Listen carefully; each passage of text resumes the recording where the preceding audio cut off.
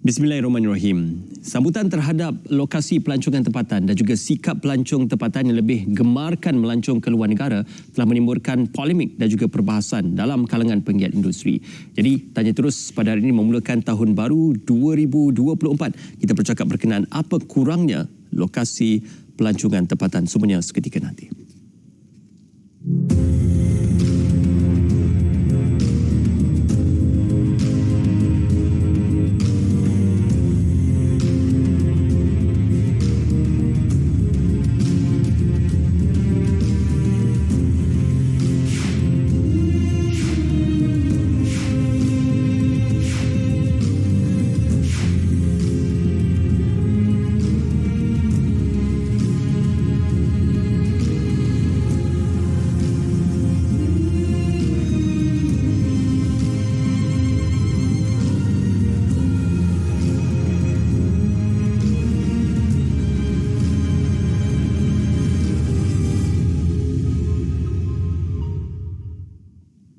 Ya, apa yang dikatakan tentang kurangnya minat terhadap lokasi pelancongan tempatan dan juga sebenarnya bagaimana data ini diterjemahkan dengan kemasukan pelancong asing, semuanya kita akan wahanakan bersama dengan Tuan Uzaidi Udanis, Pengerusi Konsortium Pakatan Pelancongan Dalam Negeri Cinta. Apa khabar Tuan? Terima kasih bersama kami. Saya difahamkan ada beberapa laporan akhbar menyatakan bahawasanya sikap pelancong kita yang ataupun sikap pelancong tempatan yang lebih gemarkan melancong di luar negara, khususnya kepada negara jiran.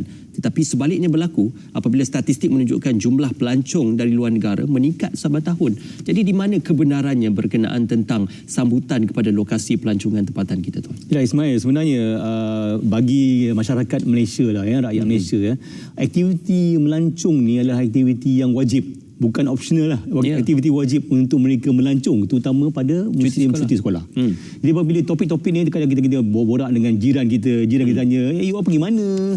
Kita pergi sini lah, kita pergi sana lah. Jadi itu adalah penting untuk kita. Jadi saya tak nampak yang katakan pelancong Malaysia ataupun rakyat Malaysia ni lebih gemar ke satu tempat daripada tempat destinasi tempatan. Kita tengok jugalah, walaupun kita tahu penerbangan ke London punyalah ramai orang Malaysia. Bukan hanya ke Hat Yai saja, penerbangan ke Jepun pun punya ramai pelancong-pelancong Malaysia bercuti sana. Tapi kenapa Hat Yai saja jadi perhatian?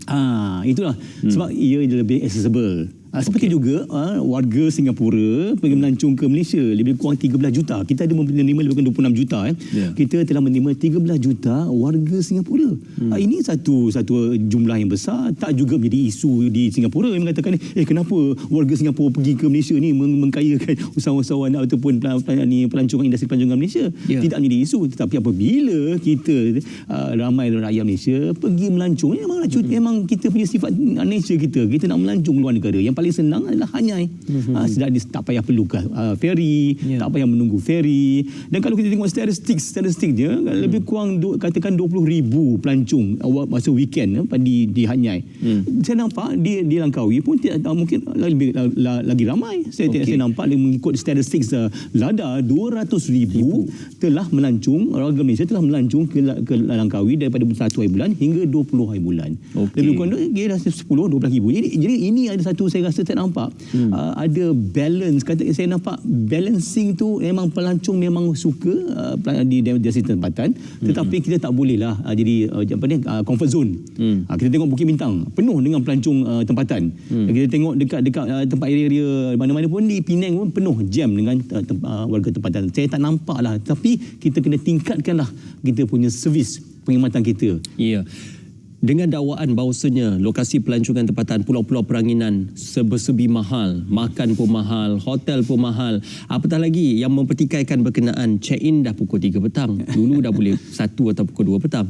Ini jadi isu yang banyak dibahaskan dalam kalangan pelancong tempatan kita sendiri. Jadi apa penyelesaiannya tuan? Ya, pelancong nak the best service, perkhidmatan yang bagus.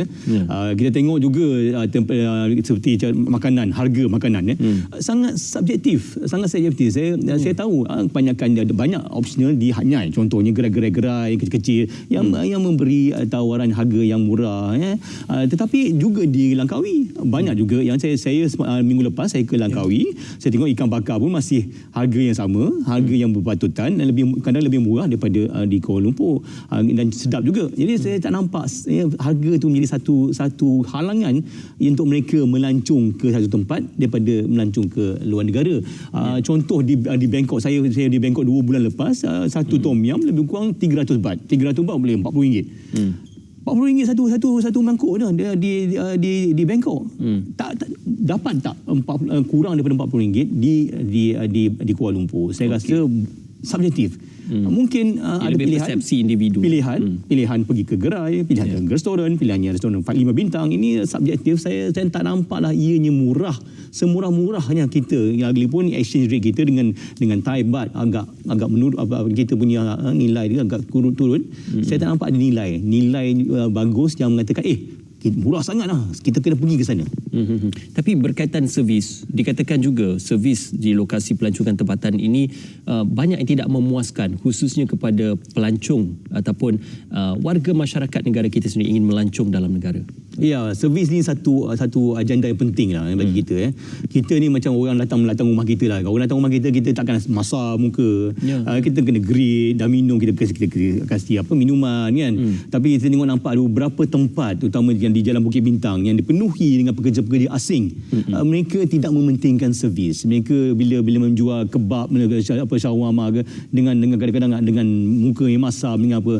Jadi bagi pelancong asing, mereka tak tahu ini adalah servis Malaysia. Dan saya tak nampak, saya rasa kita kena tingkatkan dan juga kalau nak berniaga, kena berniaga dengan mesra, dengan Malaysian Hospitality. Sebab itu Tempatan Malaysia Airlines telah mempromosikan Malaysian Hospitality. Apa dia Malaysian Hospitality ni? Senang, senyum, kita greet, cakap terima kasih. Terima kasih itu pun kadang-kadang ayat yang amat susah bagi kita nak keluarkan pada pelancong ataupun pada pelanggan-pelanggan kita. Ini adalah basic yang saya nampak, servis tu very important. Kita boleh tingkatkan, walaupun kita kata kita ni bagus, tapi kita boleh tingkatkan servis kita. Ya, mungkin kes-kes yang dilaporkan itu adalah kes-kes yang kecil berbanding dengan sambutan yang menggalakkan ataupun ramai yang berpuas hati dengan servis diberikan. Ibarat nila setitik rosak susu sebelanga. Kita akan sambung perbualan kita semuanya seketika nanti dalam Tanya Terus.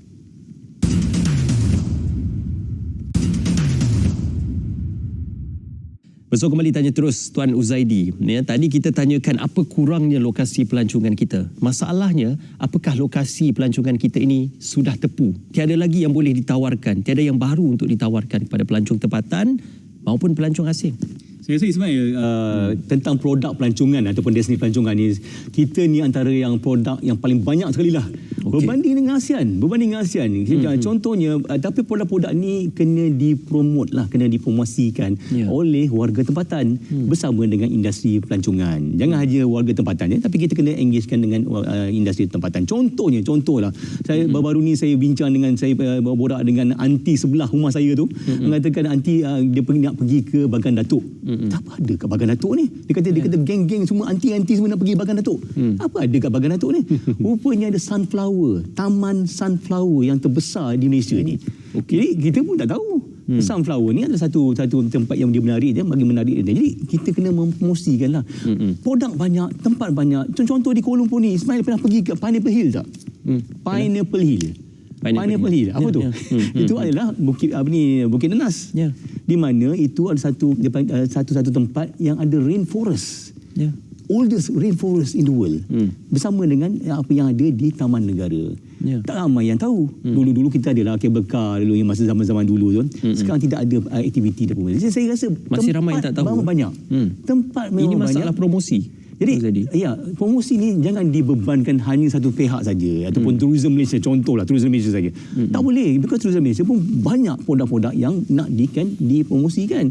Jadi harus dilokaliskan. Jadi warga tempatan ataupun warga tempatan mesti mendapat manfaat daripada promosi daripada industri pelancongan. Jadi warga tempatan ni harus kita championkan, kita upgradekan diorang ni supaya mereka ni mempromosikan tempatan mereka, dan bila mempromosikan tempatan mereka, ini akan meningkatkan ekonomi setempat mereka. Okey. Jadi ini adalah satu agenda penting bagi kita. Ya. Satu lagi kegusarannya adalah berkenaan tentang akses kepada kawasan pelancongan itu. Mungkin menyukarkan sedikit pergerakan sama ada pelancong tempatan maupun pelancong asing.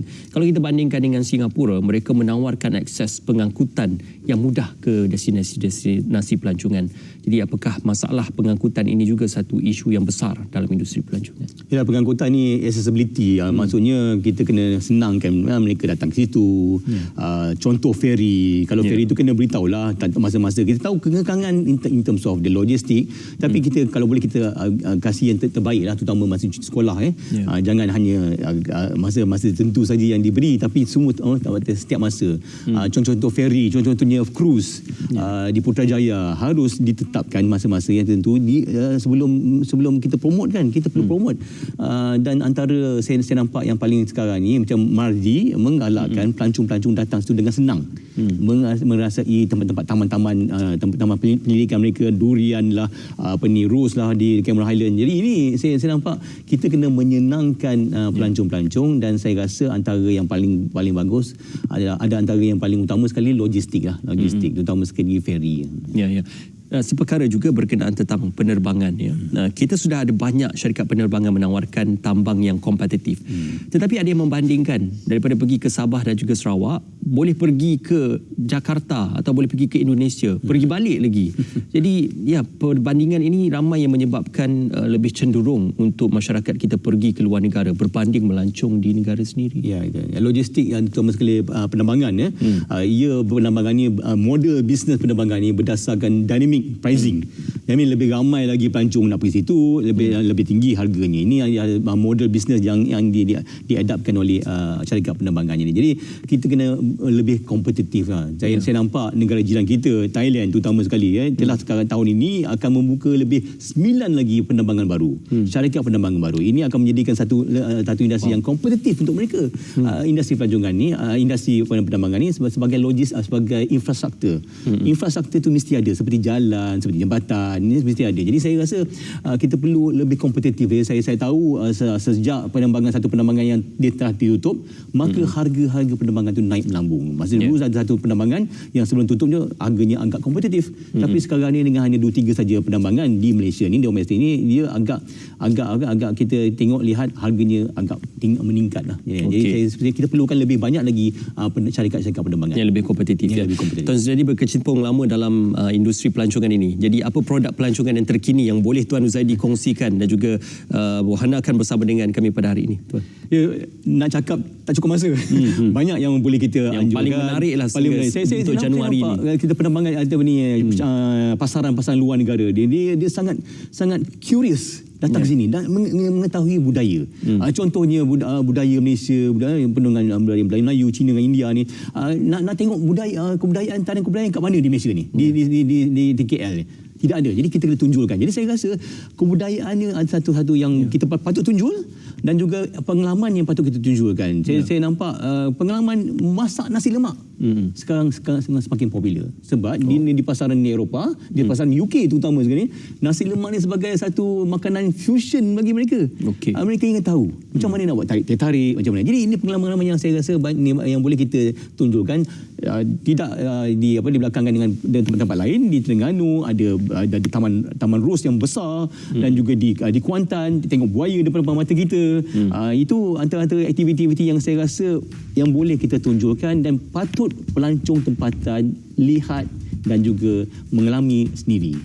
Apa benar dakwaan industri pelancongan tempatan semakin lesu, Tuan Zuzaidi? Saya rasa pelancongan ni adalah industri lead lah. Kita perlu bekerjasama bersama industri. Saya tak nampak lah industri lesu. Kalau tidak, industri lesu ni tak dapatlah 26 juta.